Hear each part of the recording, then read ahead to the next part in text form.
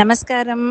நான் வந்து பெரியவாள கேட்டேன். இந்த மாரி ஏடிஎம்லேருந்து ஸ்ரீனிவாசன், விஜயலக்ஷ்மி, சைனா சைனா அப்படின்னார்.